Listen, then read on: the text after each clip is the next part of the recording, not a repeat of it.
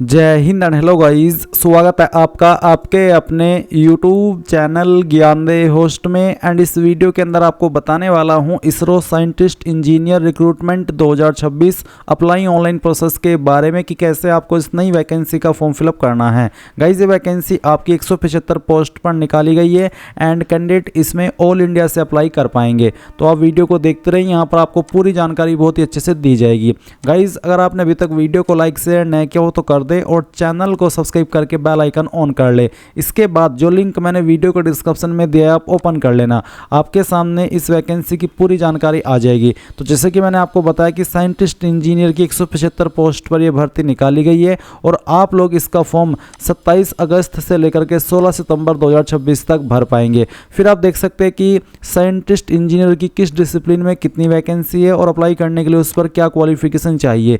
जैसे कि यहाँ पर साइंटिस्ट इंजीनियर इलेक्ट्रॉनिक्स है, इसके लिए 99 वैकेंसी है। तो अप्लाई करने के लिए बीई या फिर बीटेक या फिर उसके बराबर की योग्यता जो कि आपकी होनी चाहिए इलेक्ट्रॉनिक्स एंड कम्युनिकेशन के अंदर, और 65% आपके कम से कम होने चाहिए। एंड अगर सीजीपीए की बात करें तो आपकी 10 में से 6.84 सीजीपीए होनी चाहिए। इसी प्रकार से अन्य जो डिसिप्लिन है उनके ऊपर अप्लाई करने के लिए क्या एलिजिबिलिटी रखी है वो आप यहाँ पर चेक कर सकते हैं। इसके अलावा अगर फीस की बात करें तो सभी कैंडिडेट को इनिशियली यानी कि शुरुआत में 750 रुपये पे करने हैं। इसमें यहाँ पर 750 रुपये SC/ST विकलांग फीमेल एक्स सर्विसमैन इनको यहाँ पर देने होंगे और 500 फॉर अदर। इसके अलावा फाइनल एप्लीकेशन फ़ी यहाँ पर आपकी 250 रुपये रहेगी, जो आपकी आप यहाँ पर देख सकते हैं नॉन रिफंडेबल। और ये जो आपका SC/ST है, एक्स सर्विसमैन है, इनको यहाँ पर अगर ये एग्ज़ाम दे देते हैं तो उनको ये जो अमाउंट है वो रिफ़ंड कर दिया जाएगा। यानी कि सिर्फ बाकी कैटेगरी से 250 रुपये रख लिया जाएगा और ये जो कैटेगरी यहाँ पर दी गई मेंशन की गई है इनको पूरा का पूरा अमाउंट रिफंड किया जाएगा।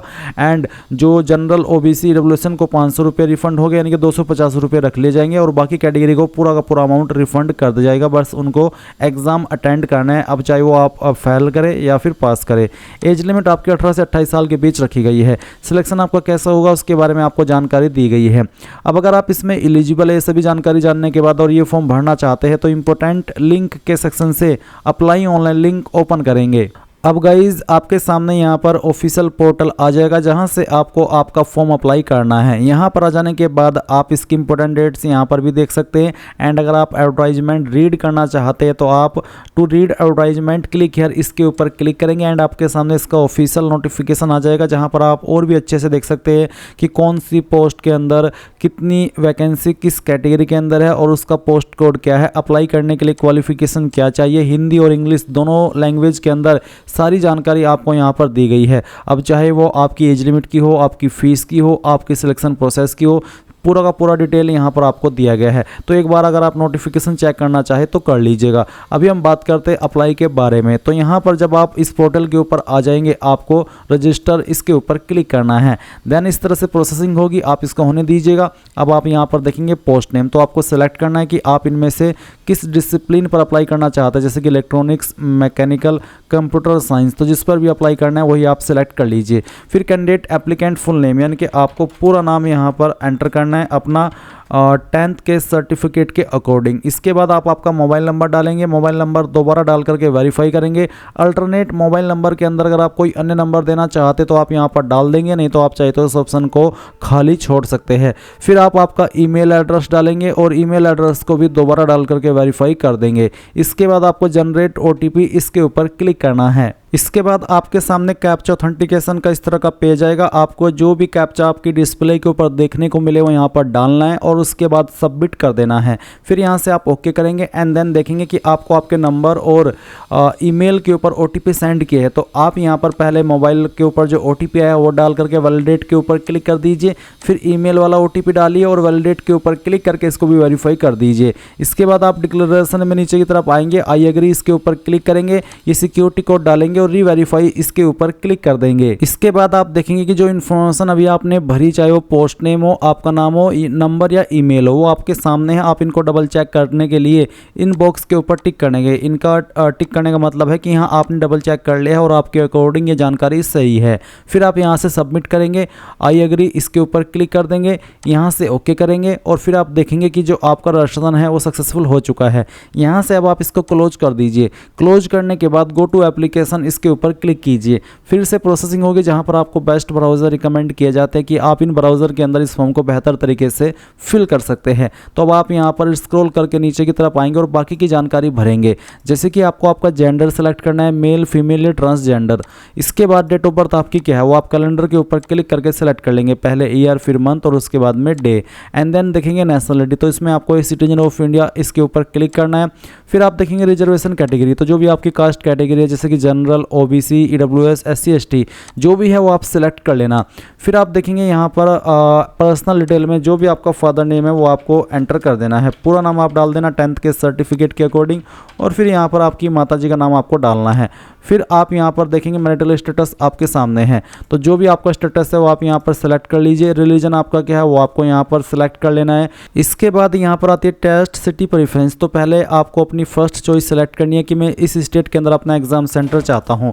फिर उस स्टेट के अंदर किस सिटी में चाहते हैं वो सिटी आपको यहाँ पर सेलेक्ट कर लेनी है। फिर सेकंड चॉइस देनी है आपको स्टेट की, उसकी सिटी को आपको सेलेक्ट कर लेना है।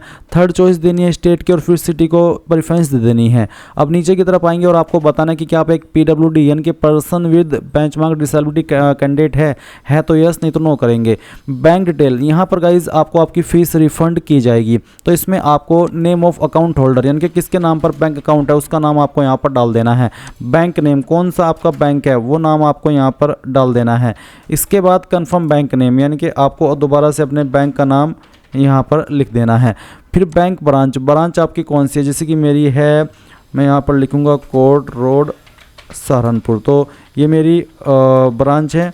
आपको भी इसी प्रकार से आपकी जो ब्रांच नेम है वो यहाँ पर डाल देना है। और उसके बाद में आप देखेंगे बैंक अकाउंट का नंबर, उसके बाद कंफर्म बैंक अकाउंट नंबर यानी कि नंबर आपको दोबारा से यहाँ पर डालना है। बैंक IFSC कोड, या IFSC कोड आपको आपकी चेकबुक और पासबुक के ऊपर मिल जाता है या फिर आप इसको गूगल करके भी निकाल लेते हैं। जैसे कि मैंने यहाँ पर बैंक ब्रांच लिखी कोर्ट रोड, तो ऐसे ही आप सर्च कर लेना, अपने गूगल में जाना या फिर ChatGPT जहाँ पर भी आप सर्च करना चाहे कि मेरे बैंक का नाम ये है और वो इस जगह पर स्थित है, तो इसका IFSC कोड क्या है वो आपको बता देगा। वो IFSC कोड आप डाल देना और उसको दोबारा डाल करके वेरीफाई भी कर देना। फिर आप देखेंगे ex service man employ detail, अगर आप एक्स सर्विस मैन है तो यस करना, नहीं तो नो करेंगे। फिर आपको बताना कि क्या आप currently government, public sector undertaking, CPSE, autonomous, semi government organisation या फिर डिपार्टमेंटल कैंडिडेट है तो यस, नहीं तो नो कर देंगे।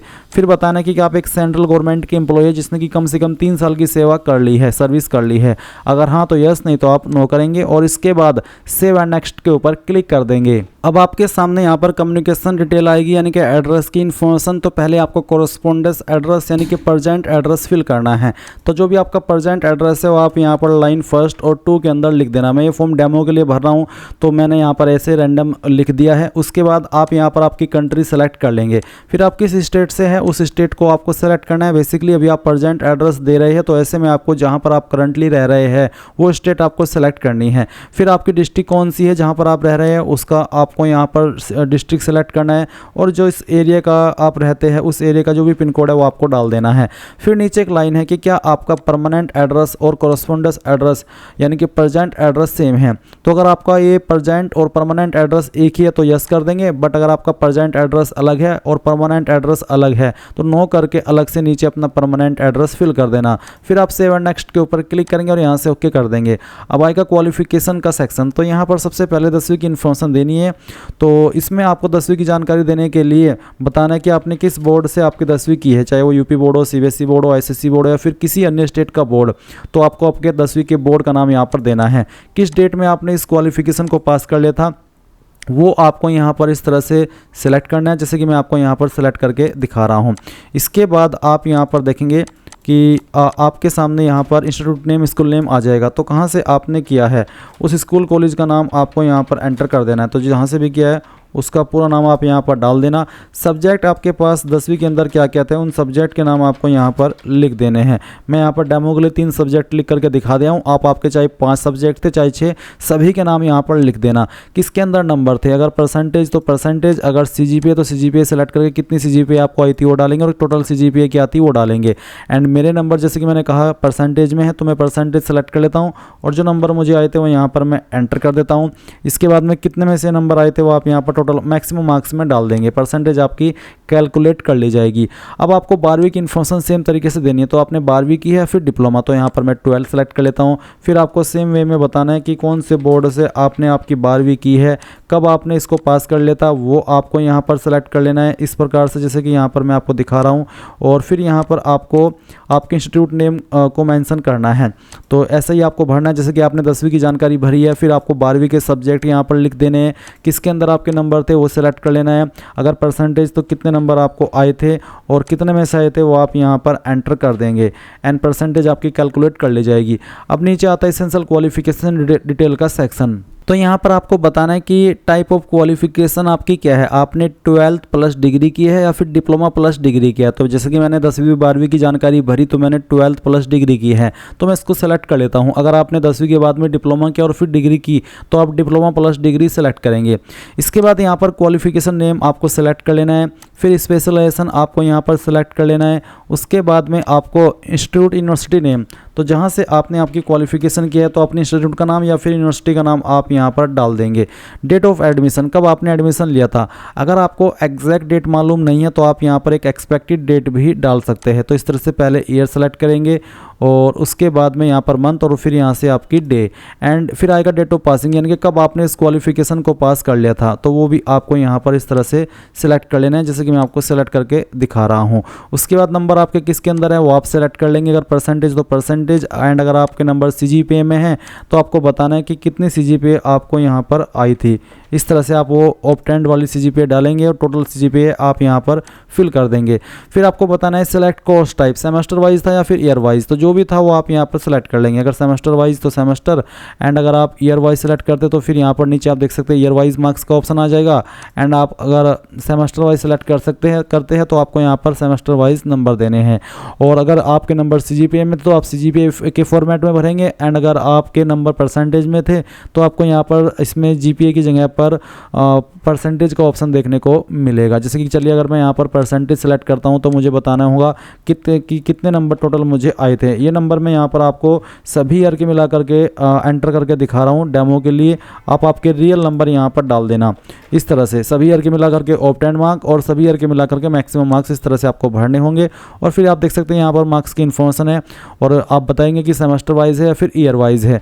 फिर आपको बताना है कि क्या आपने जो कोर्स है वो जो आपका स्टिपुलेटेड ड्यूरेशन होता है यूनिवर्सिटी के द्वारा, क्या आपने उसी समय के अंदर इसको पास कर लेता, यानी कि आपकी कोई बैक तो नहीं लगी थी। जो एक पीरियड होता है 3 साल का कोर्स 4 साल का कोर्स, क्या आपने उसी समय में कर लिया था या फिर बैक लगती रही, तो आपको बताना कि हाँ मैंने उसी समय में कर लिया था। अगर नहीं तो आप नो करेंगे, नो करने पर आप एलिजिबल नहीं है। कहने का ये मतलब है कि जिनकी बैक लगी या जिन्होंने निर्धारित समय से ज़्यादा समय लगा करके पास किया है वो एलिजिबल नहीं है। फिर पूछा कि whether secured any rank in institute university, क्या आप ने इंस्टीट्यूट या यूनिवर्सिटी के अंदर कोई रैंक प्राप्त की, जैसे कि first second third other than first second third. तो अगर आपकी फर्स्ट सेकंड थर्ड के अलावा कोई अन्य रैंक है तो आप ये चौथा विकल्प सेलेक्ट कर लेंगे। फिर पूछा है कि select the organisation you wish to apply for, आपको ऑर्गेनाइजेशन सेलेक्ट करना है जिसके लिए आप अप्लाई करना चाहते हैं। ISRO only, PRL only, ISRO and PRL दोनों के लिए, तो मैं यहाँ पर दोनों को प्रेफरेंस दे देता हूँ। अब आप सेमेस्टर वाइज मार्क्स भरेंगे क्योंकि यहाँ पर मैंने सेमेस्टर वाइज सेलेक्ट किया है। अगर आप ईयर वाइज सेलेक्ट करते तो आप ईयर वाइज भी देख सकते हैं। तो फर्स्ट सेमेस्टर के अंदर आपको कितने नंबर आए थे वो नंबर आपको यहाँ पर एंटर कर देने हैं। मैं फिर से बता रहा हूँ, ये नंबर मैं डेमो के लिए भर रहा हूँ। और उसके बाद टोटल नंबर यहाँ पर डालेंगे, फिर सेकंड सेमेस्टर के नंबर, फिर थर्ड सेमेस्टर के, फिर फोर्थ, फिर फिफ्थ, फिर सिक्स्थ, फिर सेवन्थ, फिर एट्थ, फिर नाइन्थ, जो भी आपके सेमेस्टर थे उन सभी के नंबर आप यहाँ पर डाल देंगे एंड इसके बाद सेव एंड नेक्स्ट के ऊपर क्लिक करेंगे। अब आपके सामने यहाँ पर photo signature and caste certificate upload करने का सेक्शन आ चुका है। तो आप यहाँ पर क्लिक एट टू अपलोड, इसके ऊपर क्लिक करेंगे और जानेंगे कि फोटो का साइज 100 से 200 KB के बीच में और फोटो का बैकग्राउंड बैकग्राउंड वाइट होना चाहिए। तो आप ब्राउज टू अपलोड इसके ऊपर क्लिक कीजिए। जहाँ पर भी आपकी फ़ोटो फाइल है वो आपको सेलेक्ट कर लेनी है। मैं फॉर्म डेमो के लिए भर रहा हूँ तो एक रैंडम फाइल सेलेक्ट करता हूँ, ओपन करता हूँ, इस तरह से फाइल अपलोड होगी। एंड जैसे ही फाइल अपलोड हो जाए तो आप इसको क्लोज करके एक बार व्यू भी कर लेना और उसके बाद आपको सिग्नेचर अपलोड करना है। तो ब्राउज टू अपलोड इसके ऊपर क्लिक कीजिए। सिग्नेचर का साइज 80 से 150 KB के बीच में होना चाहिए। तो जहाँ पर सिग्नेचर है सेलेक्ट कीजिए, ओपन कीजिए एंड इसके बाद में आप इसको क्लोज कर देना और व्यू के ऊपर क्लिक करके व्यू भी कर लेना। फिर आएगा आपका कास्ट सर्टिफिकेट, तो क्लिक है टू अपलोड इसके ऊपर क्लिक कीजिए। इसको आप PDF, JPEG या फिर JPG जिस फॉर्मेट में अपलोड करना चाहे कर सकते हैं। साइज 100 KB से लेकर के 1 MB के बीच में रखा है। तो जहाँ पर भी आपका कास्ट सर्टिफिकेट है वो आपको यहाँ पर फाइल सेलेक्ट कर लेनी है। चलिए मैं यहाँ पर इसमें एक फ़ाइल सेलेक्ट करता हूँ, ओपन करता हूँ, इस तरह से फाइल अपलोड होगी, क्लोज कर देना और व्यू के ऊपर क्लिक करके इसको व्यू भी कर लेना। फिर आप यहाँ पर आएंगे और पेमेंट मोड सेलेक्ट करेंगे, इन सभी ऑप्शन को टिक करेंगे जो कि आपके सामने इस तरह से आ रहे हैं। आई एग्री के ऊपर क्लिक करेंगे। फिर ये जो कैप्चा कोड है वो कैप्चा कोड आपको यहाँ पर एंटर कर देना है और इसके बाद में अगर आप फॉर्म में जो जानकारी आपने भरी उन सभी को देखना चाहते हैं तो प्रीव्यू के ऊपर क्लिक करके क्योंकि स्पेलिंग को अच्छे से चेक कर लीजिएगा और जब आप पूरी तरीके से श्योर हो जाए कि हाँ सभी जानकारी सही है तब आप सबमिट करेंगे। आई एग्री इसके ऊपर क्लिक करके यहाँ से ओके कर देंगे। अभी ये कैप्चा गलत हो गया तो मैं दोबारा से इसको यहाँ पर डालता हूँ। फिर यहाँ पर ये डालने के बाद अगेन सबमिट के ऊपर क्लिक करता हूँ, आई एग्री करता हूँ और अब आप देखेंगे कि आपको पेमेंट के पेज पर ट्रांसफ़र कर दिया। अभी यहाँ पर कुछ एरर आ गया, मे भी आपके सामने ये एरर ना आए एंड जैसे ही आपके सामने पेमेंट के विकल्प आ जाए तो आप जिस माध्यम से पेमेंट करना चाहे वो आप कर देना। अगर आपको भी पेमेंट में कोई इशू आ रहा है तो मुझे कमेंट के माध्यम से बताइएगा ताकि उसके सोल्यूशन के बारे में मैं आपके लिए अलग से एक वीडियो बना सकूँ। तो ये थी गाइज आपकी इसरो साइंटिस्ट इंजीनियर रिक्रूटमेंट 2026 के बारे में पूरी जानकारी। आई होप आपको पसंद आई होगी। So thanks for watching. जय हिंद।